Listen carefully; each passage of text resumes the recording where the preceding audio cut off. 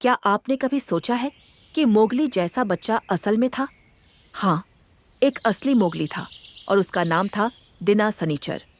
ये कहानी है एक बच्चे की जो जंगल में भेड़ियों के साथ बड़ा हुआ और इंसानी दुनिया को कभी समझ नहीं पाया। साल था 1867। उत्तर प्रदेश के बुलंदशहर के जंगलों में कुछ शिकारी गश्त पर थे। अचानक उनकी नजर एक अजीब सी गुफा पर पड़ी। वहां से गुर्राहट की आवाजें आ रही थी। गुफा के अंदर देखा तो उनके होश उड़ गए। एक नन्हा बच्चा, बिल्कुल नंगा, 4 पैरों पर चल रहा था और उसके साथ थे जंगली भेड़िए। शिकारियों ने उस बच्चे को पकड़कर पास के अनाथालय में भेज दिया। वो शनिवार का दिन था, इसलिए उसका नाम रखा गया दिना सनीचर। लेकिन दिना इंसानों जैसा बिल्कुल नहीं था।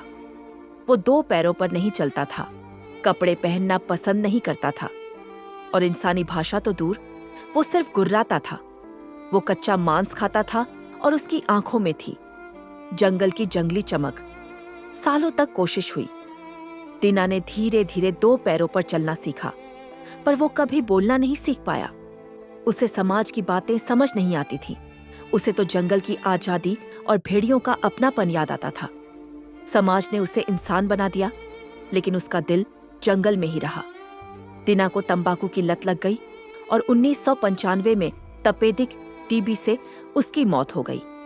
वो सिर्फ 34 साल का था। दिना सनीचर एक ऐसा नाम जो कभी खुद को पूरी तरह इंसान नहीं मान पाया। कहा जाता है कि द जंगल बुक का मोगली इसी दिना की कहानी से प्रेरित था, पर असली मोगली की जिंदगी किताब से कहीं ज्यादा दर्द भरी थी। सीख: प्रकृति हमें पाल सकती है, पर समाज में जीने के लिए सिर्फ इंसानी शरीर नहीं, इंसानी समझ भी चाहिए।